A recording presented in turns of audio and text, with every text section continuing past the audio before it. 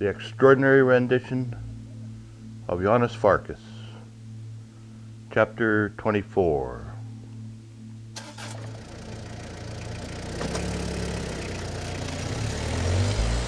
The taxi let them off just inside the Brandenburg Gate.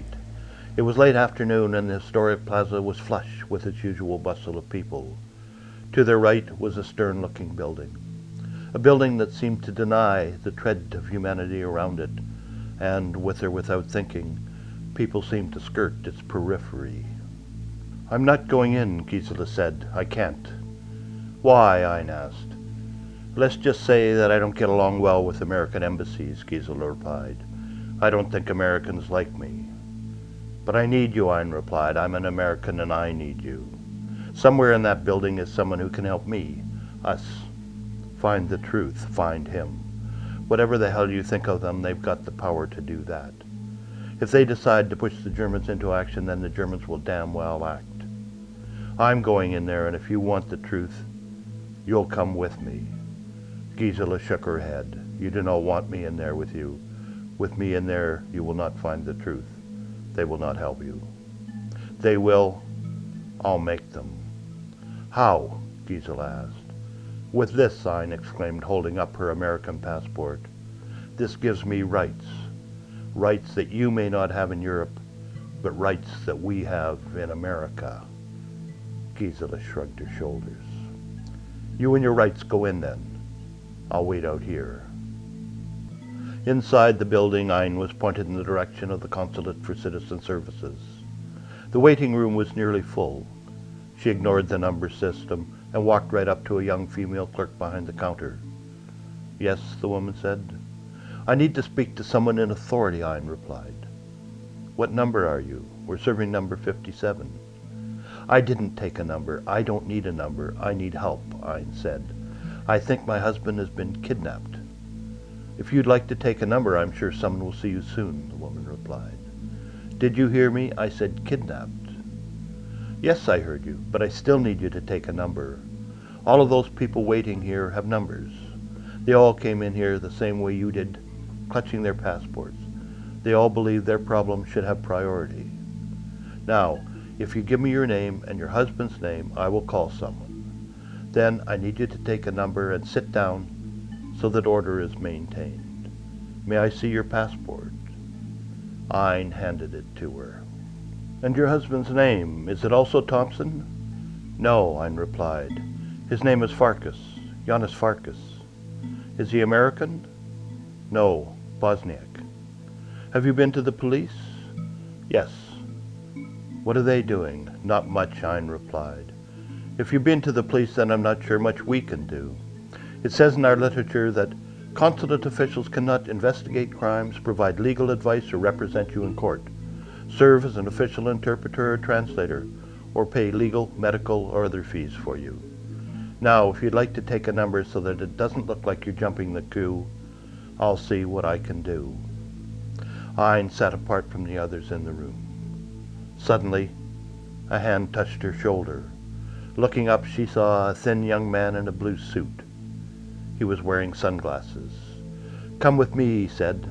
"I have someone for you to see." She followed him through a series of corridors and up an elevator. "Your husband has been kidnapped?" he asked. "Yes," Ein replied. "I don't know if there's much embassies can do," he replied. "Consular officials cannot, I know, investigate crimes, provide legal services, or represent you in court." "I know," Ein replied. "The girl told me that.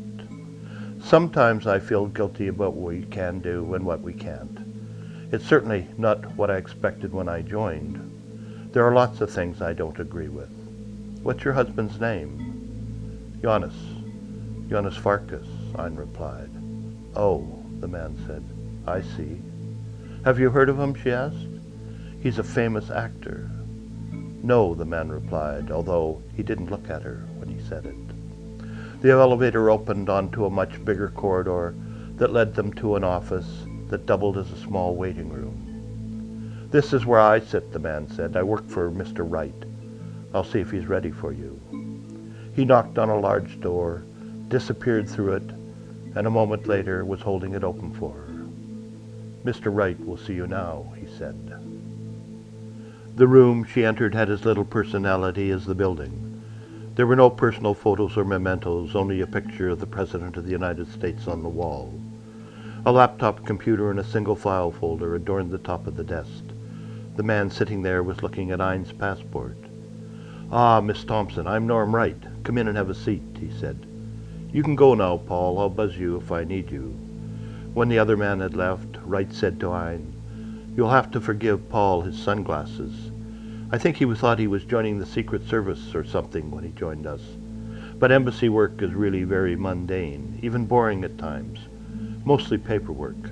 Nothing out of the ordinary seems to happen. Maybe Paul will find more excitement in his new posting. Now, Miss Thompson, you told the girl downstairs that your husband was kidnapped. What makes you believe that?" "I was there," Ein replied.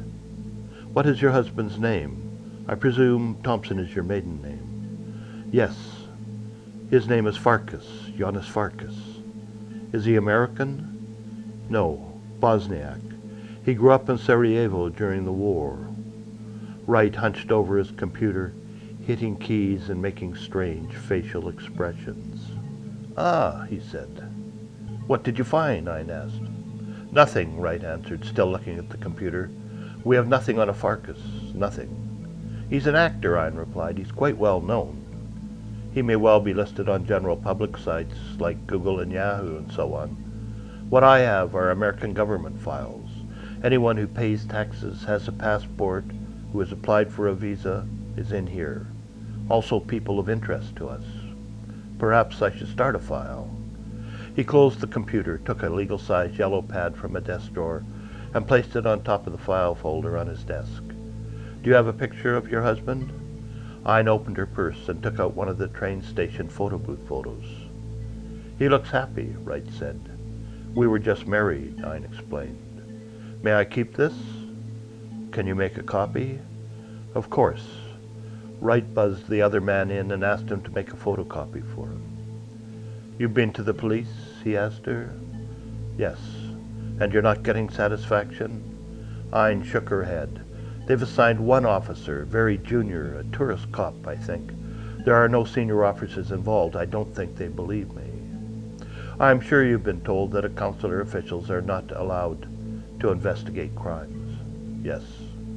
"It's a bit of a mantra around here," Wright said. "We drill it into our juniors so that they don't go off and start making trouble.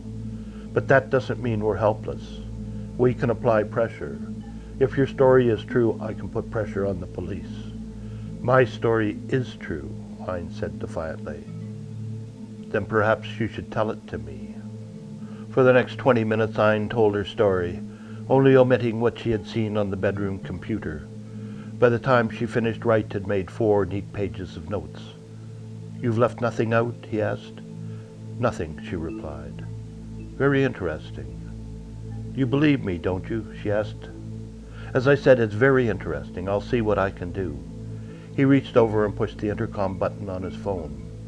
"Paul, could you bring the photocopy of her husband's picture into me? And maybe you could help Miss Thompson through the maze and back to the streets." As Ein was leaving, she did not see Wright open the file folder and place the photocopy on top of another photo of Janos Farkas. Nor did she see him feed the 4 neatly printed pages of notes, one by one, into the small paper shredder under his desk. Gisela was waiting outside for her. Ein didn't wait to be asked. "They know something," she said. "They know something, and they're not telling me. Assholes." That's the end of chapter 24. Tomorrow, chapter 25.